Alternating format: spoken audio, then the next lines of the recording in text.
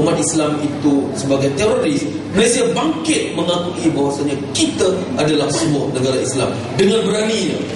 Wow, itu satu pendekatan yang cukup berani daripada Tun pada ketika itu.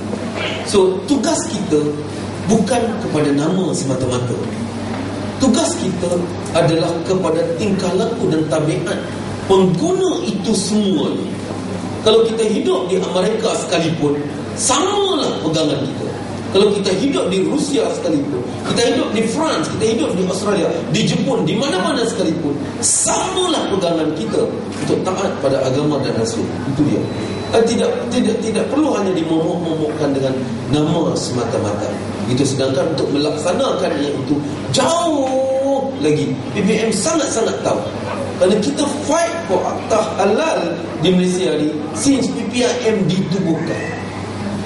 Jadi kita tak perlu tunggu ianya direalisasi baru kita nak ikut. Kita kena hidup di zaman ini, itulah cabaran kita. Maka guide yang Al-Quran dan Sunnah bagi pada kita kena pegang sungguh-sungguh. Dan on top of that, kita kena ikutlah apa yang diberitahu oleh ulama-ulama kita. Macam Yusuf Hadawi kata, haram bagi umat Islam membeli bukan daripada kalangan mereka. Seandainya produk itu ada di kalangan mereka yang menjual, dia jatuh haram. Kita beli beras, cap kapal dengan membeli beras cap Faiza. Kalau ikut fatwa, yang mana lebih baik? Ya ayuhan nas, kulu mimma fil ardh halalan thayyiban wa la tattabi'u khutuwati syaitan innahu lakum aduwwun mubin. Wahai manusia, makalah yang halal lagi baik daripada apa yang terdapat di atas muka bumi.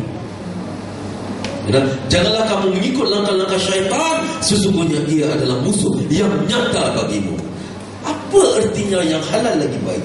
Yang mana lebih baik? Kita beli beras Faiza atau kita beli beras cap kapal? Yang mana lebih baik? Kita beli tepung Faiza atau kita beli tepung cap sawit? Yang mana lebih baik? Sudah pasti beli daripada Faiza, beli pada Cik Ali, beli daripada kita Abang Omar, Abang Ali, beli pada Cik Mina, Tok Jah dan apa lagi? Kak Limah balik kampung. Lebih baik kerana mereka ini pengeluar zakat. Mereka ini memberi sumbangan mereka pada masjid, surau dan sebagainya. Kita untuk mengawal semua, kita mungkin tidak mampu, tapi kita mampu mengawal apa yang keluar daripada poket kita. Kita mampu mengawal apa yang anak-anak kita makan. Kita mampu mengawal apa yang laki kita makan. Mulai pada saat ini, kaum wanita nak makan ayam, beli ayam hidup, campak ni atas perut dia orang ni. Asyik tengok tengok TV besar, perut macam saya je. Ambil ayam hidup, campak atas perut. Nak makan ayam sangat, sembelih. Ini geng-geng jantan ni nampak je macam jantan. Abang tak boleh sembelih ayam, tak boleh nanti tengok darah abang bersilat. Nampak sangat sakar, keturunan kuat sangat. Pergi bertawar, buang segala-gala benda. Kita beli ayam hidup. Kita sebagai ikram, saya melihat cukup kuat, cukup sangat-sangat kuat. Kita mula dari supply barang benda halal. Kadang-kadang jauh sedikit, mahal sedikit, so what? Kerana Islam itu bukannya murah. Amat berbeza ayam halal dengan ayam haram, sangat-sangat berbeza. Kalau lebih RM5, RM10, RM20, so what? That's why umat Islam kena memiliki kekuatan ekonomi yang kuat. Mahal, doesn't matter, we pay for that. Kerana syurga itu bukannya murah dan Islam itu bukannya murah. So, pengorbanan umat Islam hari ini adalah mengeluarkan belanja, mencari yang halal itu walaupun susah, walaupun payah, walaupun jauh. So what? Jangan banyak persoalkan isu-isu itu. Just go and buy from Muslims. InsyaAllah daripada itu wujudnya industri hingga multi-glomerat, hingga multi-corporate orang Islam untuk anak-anak Islam tumpang bekerja mencari rezeki dan sesuap nasib. Dan akhirnya syarikat-syarikat besar yang menerima sokongan daripada orang Islam ini, mereka akan menjadi pengeluar zakat yang hebat.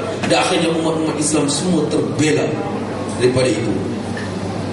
InsyaAllah. Assalamualaikum warahmatullahi wabarakatuh. Jumpa dan jumpa lagi. Sebelum itu Jangan lupa layari website Persatuan untuk Informasi www.muslimconsumers satu kataan .org.my www.muslimconsumers.org.my.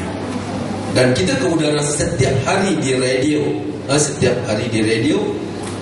Radio Bernama 24. Search internet, check for Radio Bernama 24. Buka website Radio Bernama. Atas sebelah kanan itu ada satu klik dengarkan Radio Bernama. Dengarkan. Klik dekat dengarkan tu, kita akan dengar Radio Bernama ke udara 24 jam satu hari.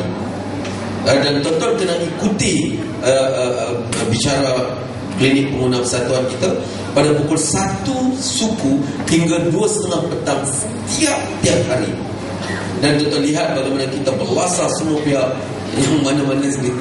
Dalam itu memang radio yang cukup celupa. Okey, Radio Bernama 24, sila layari dan kita boleh ikuti daripada seluruh dunia. Terima kasih. Assalamualaikum. Terima kasih kepada semua tiga panelis kita. Satu rumusan yang cukup baik, cukup kuat memberi semangat, insya-Allah. Jadi insya-Allah selepas ini diharapnya kita telah mencapai matlamat tujuan forum ini sekurang-kurangnya. Kita selepas ini mementingkan pemakanan khususnya yang halal lagi baik untuk diri kita, untuk keluarga kita. Jadi bagaimana nak buat tu telah dibicarakan tadi, banyak poin-poin, banyak fakta-fakta yang telah dikongsikan, banyak pandangan-pandangan yang telah diberi. Khususnya kita sendiri semua ni sebagai pengguna, consumer, ada pilihan, ada pilihannya, dan kitalah yang sebenarnya membuat perubahan. Dan banyak ramai lagi yang kita sini, yang kawan-kawan kita sekurang-kurangnya paling kurang kita sekarang ni dah tergerak hati membuat perubahan tersebut. Minta kita telah diberi beberapa pandangan, beri pendapat-pendapat dan ilmu dan fakta-fakta yang telah dikongsikan tadi.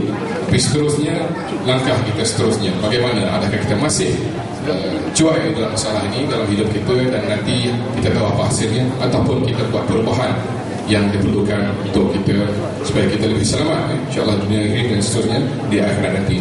Dan itu saya akhiri majlis forum ini dan serah kembali kepada pengacara majlis. Assalamualaikum warahmatullahi wabarakatuh.